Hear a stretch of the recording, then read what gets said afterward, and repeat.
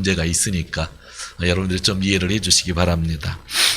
예수님이 말씀을 하셨습니다. 우리가 구하는 것, 찾는 것, 문을 두드리는 것을 하나님이 기억하시고 풍성하게 해 주신다는 것입니다. 너무나 감사합니다. 이러한 축복 가운데 있기에 우리는 먼저 주는 삶을 살아야 합니다. 이것이 성경이 우리에게 가르치는 말씀입니다. 저희 교회에는 베푸는 삶을 사시는 귀한 분들이 계십니다. 그런 분들과 이야기를 나눌 때 되면 제 마음이 뜨거워지기도 합니다. 저희가 부족해서 가끔은 많이 준 만큼 어느 때는 서운한 감정이 들 때도 있습니다. 그러나 예수님은 늘 같은 말씀을 하십니다. 주는 사람이 복이 있다. 지난주 말씀입니다. 오늘의 설교 제목은 이 땅의 소금, 세상의 빛이라는 말씀입니다. 마태복음 5장 13절, 좀 전에 읽었는데 13절만 다시 한번 보도록 하겠습니다. 시작. 너희는 세상의 소금이다. 소금이 짠맛을 잃으면 무엇으로 그 짠맛을 되찾게 하겠느냐? 짠맛을 잃은 소금은 아무데도 쓸 데가 없으므로 바깥에 내려버서 사람들이 짓밟을 뿐이다. 아멘. 우리들이 이 땅의 소금이라고 합니다. 그러기에 이 땅에서 강조되는 부분이 있습니다. 그것은 소금의 맛이라는 겁니다. 여러분, 소금은 어떤 맛이죠? 짠맛입니다. 짠맛. 짠맛은 가장 일반적인 거고, 저 같은 사람은 소금을 좀 적게 먹으라고 의사가 늘 이야기를 합니다. 그래서 라면을 먹어도 라면 국물은 밖에서 먹을 때에 마시지를 않습니다. 그런데 참 이상한 것은 한국에는 없는 습관인데 일본에는 있는 습관 중에 하나가 수박에 소금을 쳐서 먹는 겁니다. 근데 수박에 소금을 치면요, 수박이 짜지 않고 달아지는 거예요. 여러분 신기하지 않으세요? 수박에 소금을 치면 단맛이 나더라고요. 제가 어렸을 때에 이 겨울이 되면 불장난을 많이 했죠. 여러분들 그런 분들이 있을 거예요. 논에 가서 불놀이를 하잖아요. 그래서 남의 볏짚 다 태우고 혼나기도 하고 하는 그런 불장난입니다. 그런데 불장난을 하는데 죽은 새가 한 마리 떨어진 거예요. 아깝잖아요. 그래서 불에 태웠어요. 그런데 조그만 고기만 남았는데 그 살점을 떼 먹어봤는데 맛이 없는 거예요. 버리려고 하다가 너무 아까워서 고기를 많이 못 먹을 테니까 호주머니에다 넣어 갖고 와서 집에 와서 소금을 쳐서 먹었더니 얼마나 맛있는지. 이상하죠? 짠맛도 아니고 단맛도 아니고 고소한데 그렇게 맛이 좋을 수가 없어요. 그러니까 소금은 맛을 내는데 짠맛만 내는 게 아니라 단맛을 내기도 하고 고소한 맛을 내기도 하고 여러 가지 맛을 내는 것이 소금인 것 같아요. 그래서 소금은 팔방미인이라고 합니다. 소금이 있는 곳에는 여러 가지 맛이 다시 살아나고 있습니다. 소금은 맛뿐만 아니라 또 중요한 역할을 감당하기도 합니다. 그것은 썩지 않게 하는 역할입니다. 나쁜 균들이 들어오지 못하게 하고 어떤 물질들이 변하지 않게 하는 역할입니다. 그러므로 크리스천이 이 세상의 소금이라는 것은 이 세상을 썩지 않게 하는 역할이 있다는 겁니다. 당연히 변질되면 안 되죠. 우리의 신앙이. 만약에 크리스천이 있는 곳에서 맛이 나지 않고 또 썩은 냄새가 난다고 하면 그 크리스천은 어떻게 될까요? 오늘 예수님은 밖에 버리워 짓밟히게 된다, 그렇게 이야기를 했습니다. 세상에 사는 사람들은 세상에서 좀 좋지 않은 일을 해도 짓밟히지 않는데 우리 크리스천은 세상에 나가서 나쁜 일을 하면 바로 짓밟히게 된다고 하는 그러한 이야기입니다. 13절에서 오늘 성경을 보면 너희는 세상의 소금이라고 그랬습니다.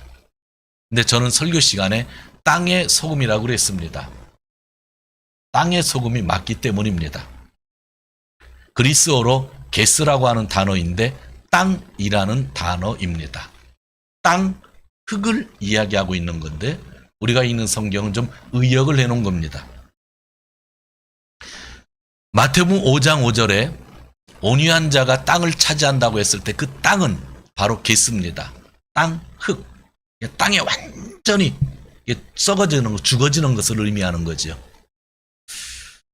이 땅에서 소금의 맛과 소금의 역할을 하는 사람은 어떤 사람입니까? 바로 겸손하며 온유한 사람들이겠죠. 이런 사람들이 땅을 차지하면 교만과 거짓의 상징인 사탄이 발을 못 붙이게 되는 것입니다. 소금이라는 단어가 구약 성경에서 아주 중요한 부분에 쓰여져 있습니다.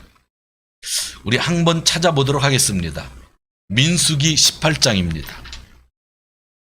구약 성경의 네 번째, 창세기, 출애굽기, 레위기, 민수기입니다. 민수기 18장. 민수기 18장 19절. 민수기 18장 19절 같이 읽겠습니다.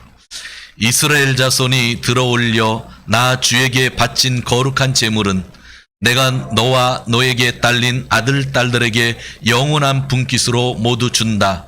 이것은 너와 너의 자손을 위하여 주 앞에서 대대로 지켜야 하는 소금 언약이다. 아멘. 소금 언약. 대제사장 아론 모세 앞에서 반역했던 고라의 자손들이 있는데 그 모든 문제가 해결되고 난 다음에 대제사장 아론에게 주신 하나님의 말씀인데 대제사장의 목에 대해서 이야기하면서 이것이 내가 쓸 수 있는 것인데 하면서 하나님이 언약을 세우시는데 소금 언약이다. 그렇게 이야기를 했습니다. 하나님이 왜 소금 언약이로 말씀하셨을까요? 그것은 변하지 않는 특징을 말씀하신 것입니다. 여러분은 어떤 사람을 좋아하세요? 나 앞에서 웃어주는 사람을 싫어하는 사람은 아무도 없죠. 저도 마찬가지입니다. 그러나 전 교회에서 교회 일을 하다 보니까 제가 더 중요하게 생각하는 부분은 변질되지 않는 사람을 아주 좋아합니다. 사람은 변하더라고요. 얼마 전에 제가 SDGs라고 하는 지속 가능한 개발 목표에 대해서 이야기한 이야기가 있습니다. 앞으로 10년은 이 부분을 이해하고 이 부분에 투자하는 사람들이 미래를 준비할 수 있을 겁니다. 어떤 의미로 보면 1년, 2년 지나면 개념을 이해해도 늦을 수가 있습니다. 뭔가 미래를 준비한다고 하면 지금 지속 가능한 개발 목표에 대해서 여러분들이 17항목에 대해서 관심을 갖고 계속 읽어야 되고 특히 청년들은 그것을 마음에 담아야만 됩니다.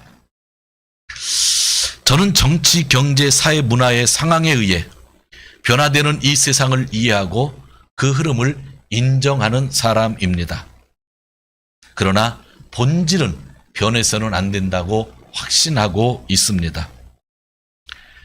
SDGs의 본질이 무엇인가 생각해 보았습니다. 어떤 사람은 인권이라고 이야기를 했습니다. 근데 인권 참 듣기 좋은데 교회에서 사용할 때는 하나님의 권리, 신권이 있기 때문에 인권이란 말이 부딪힐 때가 있습니다.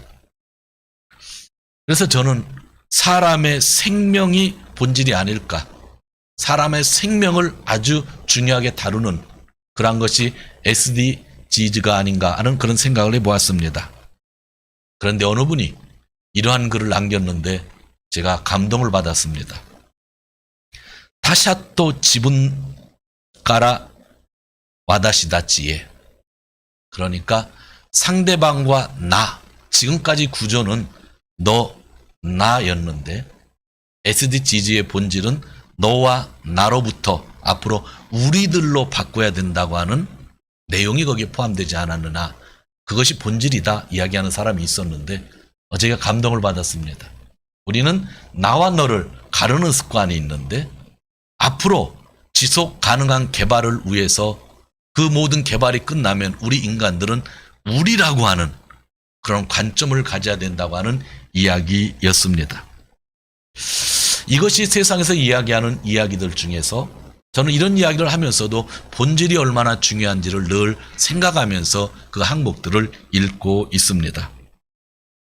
저는 교회에서 본질을 바꾸려는 사람을 보면 잘 참지 못하는 성격을 가지고 있습니다. 아마 저만큼 욕을 많이 들어보신 분은 없을 겁니다. 다 그러겠지만 여기 앉은 분들 가운데 정말 욕이라는 욕은 다 먹어보았습니다. 그런데도 불구하고 교회에서 본질을 바꾸려는 사람을 보면 제가 또 욕을 먹게끔 잘 참지를 못합니다. 극히 일부이지만 본질적인 것을 바꾸려는 사람들을 저는 옥가제키 교회에서도 보았고 오배 동부교회에서도 보았고 동경 기독교회에서도 보았습니다. 본질을 바꾸려는 사람들의 특징이 있습니다. 밖에서 별의별 이야기를 다 합니다. 정말 상상해보지도 못한 이야기를 하고 다닙니다.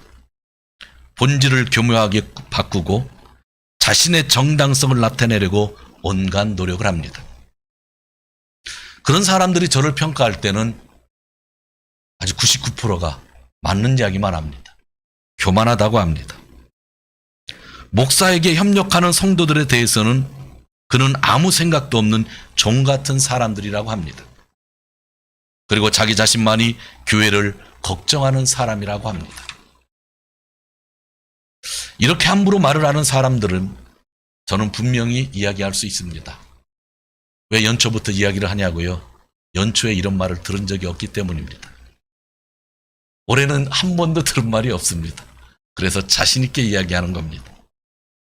그는 본질을 왜곡하고 있으며 자신들의 잘못을 감추려는 거짓의 사람이며 또 성령의 인도하심에 순종하지 못하는 교만한 사람들입니다. 저는 지금까지 목회했던 모든 교회에서 이런 사람들을 한두 명 다 겪었습니다. 우리 교회는 또 예외가 될 수가 없었습니다. 성도 여러분, 우리는 이 땅에서 또 이 교회에서 변질되는 사람이 되어서는 안 된다고 하는 겁니다. 크리스천답게 살아야 되는 겁니다. 세상에서도 이야기하는 그 본질을 잃어버리면 안 되고 교회에서도 이야기할 때 정말 우리가 지켜야 되는 본질이 무엇인지를 올바로 깨달아야 된다고 하는 그러한 말씀입니다. 저는 2주 후에 장로 두 분을 추천해서 여러분들이 선거를 하게 되는 과정을 겪는데 아침에 감사했습니다. 교회가 평화로울 때에 두 분이 세워져서 너무나 감사하다는 그런 생각을 했습니다. 그것이 저희 교회에 주신 그러한 축복들이 아닌가 하는 그러한 생각을 해봅니다. 아무쪼록 저희는 땅의 소금입니다. 세상의 소금이라는 단어가 아니라 땅의 소금이라고 하는 겁니다. 14절에서 16절 같이 읽도록 하겠습니다. 14절에서 16절 시작. 너희는 세상의 빛이다. 산 위에 세운 마을은 숨길 수 없다. 또 사람이 등불을 켜서 말 아래에다 내려놓지 아니하고 등경 위에다 놓아둔다. 그래야 등불이 집안에 있는 모든 사람에게 환히 비친다. 이와 같이 너희 빛을 사람에게 비추어서 그들이 너희의 착한 행실을 보고 하늘에 계신 너희 아버지께 영광을 돌리게 하여라. 아멘. 요즘에는 설교하면서요, 가끔 두려운 건 아닌데 걱정이 될 때가 있어요. 이렇게 온라인으로 설교하잖아요. 바로 실시간으로 나가는데 실시간으로 녹음됐던 것이 계속 남아있는 겁니다. 그래서 설교 때 뭔가 말 한마디 잘못했다가는 큰일 나는 거예요. 그래서 저는 주중에 꼭 제 설교를 한번 확인을 하거든요. 괜찮을까 할 때도 한두 번 있어요. 참 옛날처럼 편하지 않다라고 하는 생각을 하고 그 언어를 고르는데도 참 불편할 때도 많이 있습니다. 너희들은 세상의 빛이다 이야기합니다. 여기는 세상이라고 하는 단어가 맞습니다. 그리스어로 보면 코스모스라고 쓰여져 있습니다. 코스모스. 앞에는 게스, 지금은 코스모스. 앞에는 땅의 소금, 지금은 코스모스의 빛입니다. 코스모스라고 하는 건 이 세상 온 우주를 얘기하고 있잖아요. 그런데 이 코스모스의 원어는 질서라고 하는 단어에서 나온 겁니다. 그러니까 이 세상 안에서 믿는 사람들이 빛이 된다고 하는 것은 이 세상의 질서 안에서 이 세상 사람들에게 빛이 되어야 된다고 하는 것이고, 소금이라고 하는 것은 땅에 뿌리를 내려야 되는, 내가 죽어야만 되는 그러한 특징을 이야기하고 있는 것입니다. 그런데 이 세상에서 착한 행실로 빛을 보여라 이야기를 하고 있습니다. 이 말씀을 이렇게 읽고 설교를 준비하다가 고민이 하나 생겼어요.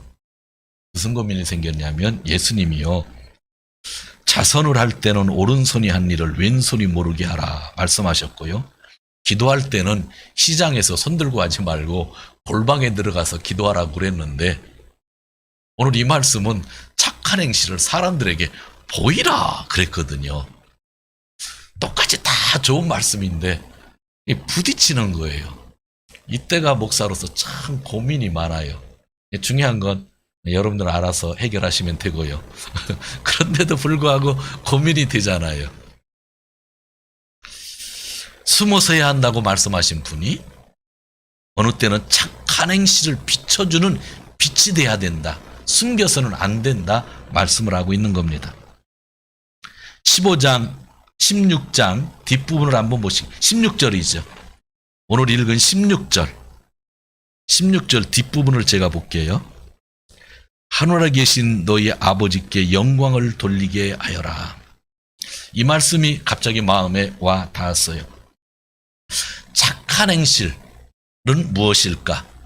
우리가 보여줘도 될 만한 착한 행실을 무엇으로 정의할 수 있을까? 그것은 나에게 영광이 되지 않고 하나님께 영광이 되는 것이면 보여줘도 되는 착한 행실인 것 같아요.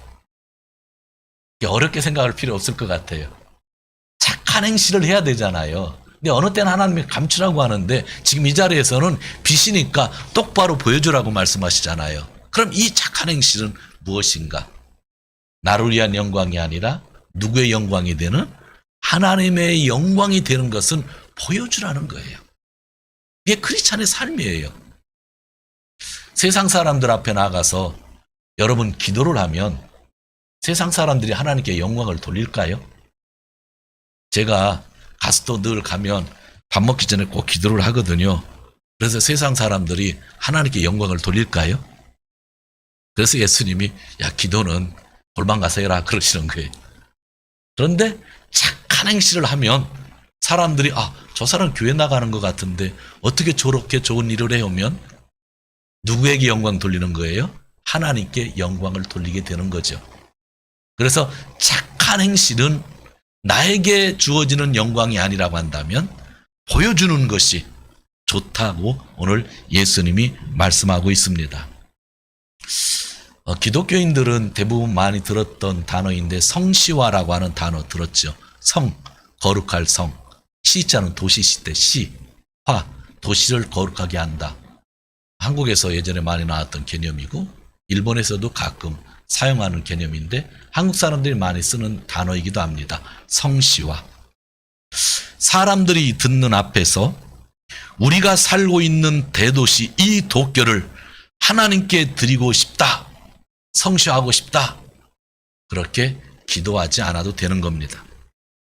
사람들이 내 착한 행실을 보면 이 도시가 성시화되고 있음을 느낄 수 있기 때문이라는 거죠. 외쳐서 성시화되는 게 아닙니다. 내 착한 행실이 도시를 바꾸어가는 거죠. 오늘 예수님이 주시는 말씀이 그러한 말씀입니다. 저는 감사하게 생각하는 것이 있습니다. 저에게 배운 사람이 저를 보고 목사가 된 사람들이 몇 사람 있다는 겁니다. 옛날엔 몰랐는데 얘기하다 보니까 저 때문에 목사가 됐다고 고백을 해서 제가 알게 된 사건입니다. 그래서 감사하고 있습니다. 그런데 불편한 사실도 있습니다. 최근에 그 사람들이 저를 보면 후회하는 기색이 참 많이 있습니다. 그래서 그것은 불편한 사실입니다. 여러분을 보고 크리스천이 된 사람이 몇 분이나 있습니까? 오늘 교회 소식 시간에 장로 후보 2명을 추천 공고하였습니다. 저는 생각해 보았습니다.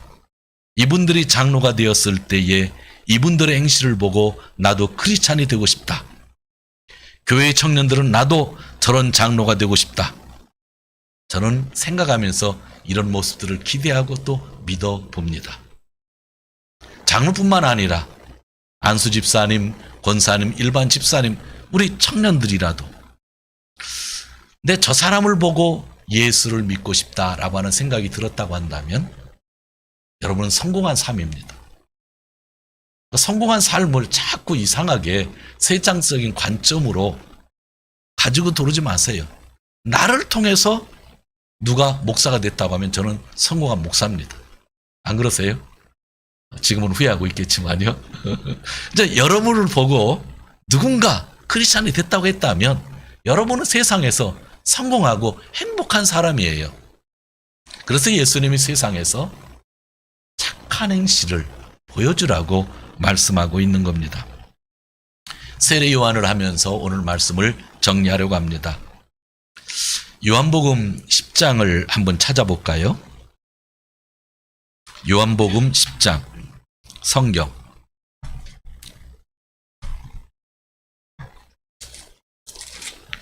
그 어느 교회를 가면 이렇게 요한복음 10장 오면 화면에 탁 나오거든요. 오늘처럼 이렇게 화면에 에란할 때가 있어가지고 제가 성경을 읽습니다. 그리고 여러분들이 성경을 가지고 다니라고 저는 꼭 찾아서 읽는데 10장 40절에서 42절 요한복음 10장 40절에서 42절 같이 읽겠습니다. 시작. 예수께서 다시 요단강 건너쪽 요한이 처음에 세례를 주던 곳으로 가서 거기에 머무르셨다. 많은 사람이 그에게로 왔다. 그들은 이렇게 말하였다. 요한은 표징을 하나도 행하지 않았으나 요한이 이 사람을 두고 한 말은 모두 참되다. 그곳에서 많은 사람이 예수를 믿었다. 아멘. 예수님이 예루살렘 성에 들어가셔서요 38년 된 병자를 고쳐주셨습니다. 그리고 시각 장애자를 고쳐주셨습니다. 그런데 예루살렘에 있었던 지도자들은 예수님을 박해한 겁니다. 그래서 예수님이 요단강 쪽으로 나아갔더니 많은 사람들이 예수님 앞으로 몰려왔습니다. 재미있는 성경 말씀이 41절인데 많은 사람이 그에게로 왔다. 그들은 이렇게 말했다.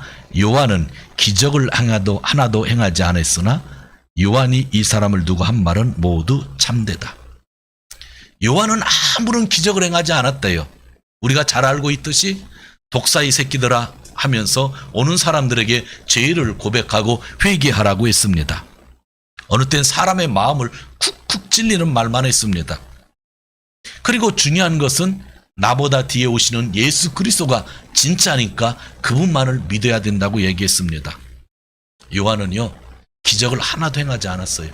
빵을 2개로 만들지도 않았고요. 아픈 사람을 고쳐주지도 않았어요. 예언했다 무슨 방언했다 그런 이야기도 나오지 않아요. 그런데 예수님 앞에 모인 사람들이 이야기를 합니다. 그 요한이 한 말은 참말이다. 여러분 이 의미 되게 깊지 않아요? 요한은 기적을 베푼 일이 없는데 사람들이 오늘 이야기하는 거예요. 요한이 한 말은 진짜야 참말이야 그런 거예요. 사랑하는 성도 여러분, 이런 요한이 세상에서 빛이 된 삶을 산 것입니다. 착한 행실을 보인 것입니다. 나는 기적을 베풀지 않았지만 나의 삶을 통하여 사람들이 하나님을 만나는 예수님을 만나는 그러한 일이 일어났다는 겁니다. 여러분 좋은 행실과 기적의 삶은 엄연히 다르다는 것, 다른 개념이라는 것을 이해해야 합니다. 많은 성도들이 능력 있는 행위를 하기 위하여 기적을 베풀어야 한다는 잘못된 생각에 빠져 있는 경우가 종종 있습니다. 여러분 뭐가 기적인지 아세요? 오늘 온라인으로 예배 드리시고 이 자리에 앉아있는 분이 기적을 체험하고 있는 분들입니다. 어떻게 여러분이 이 자리에 앉아있을 수 있어요? 기적 아니세요? 기적이잖아요. 제가 수십 년간 크리스천으로 살면서 기적을 많이 베풀었던 목사가 좋은 행실로 끝을 맞이하는 것을 거의 보지 못했습니다. 그가 기적 때문에 유명해졌기에 이상하게도 사람들에게 하나님보다 더 많은 관심을 받았고, 그런데 시간이 흘러 그의 좋지 못한 행실이 하나님을 욕되게 하였습니다. 기적을 행했는데 그의 행실 때문에 모든 것을 다 잃어버린 사람들. 제가 보아온 이 바탕은요, 수학 공식처럼 빠져들어간다고 하는 것이 너무나 놀랄 뿐입니다. 성도 여러분, 나의 착한 행실을 사람들이 기억 못할 수도 있습니다. 그러나 나의 착한 행실을 통하여 사람들이 하나님께 영광을 돌릴 수 있다면 얼마나 좋을까요? 그게 이 세상에 코스모스 안에 사는, 빛으로 사는 우리들의 삶이라고 하는 겁니다. 말씀을 정리합니다. 오늘 예수님이 말씀하셨습니다. 너희는 땅의 소금이다. 세상의 빛이다. 나는 교회 안에서 맛을 내는 사람인가? 어느 때는 짠맛을 내고, 어느 때는 단맛을 내고, 어느 때는 고소한 맛을 내고 있는가? 나는 교회를 썩지 않게 하는 사람인가? 내가 있음으로 인하여 교회에 악이 들어오지 않고, 또 내가 있음으로 인하여 본질이 왜곡되지 않는다. 그런 삶을 내가 살고 있는가? 그리고 나를 통한 기적이 아니라 이 세상 사람들이 내 착한 행실을 통하여 하나님을 높이고 있는가? 이런 질문들과 함께 말씀을 생각하면서, 사랑하는 성도 여러분, 주님이 주시는 말씀, 소금과 빛이 되시기를, 귀한 분들이 되시기를 주님의 이름으로 축원드립니다. 기도하겠습니다. 하나님 아버지 감사합니다. 하나님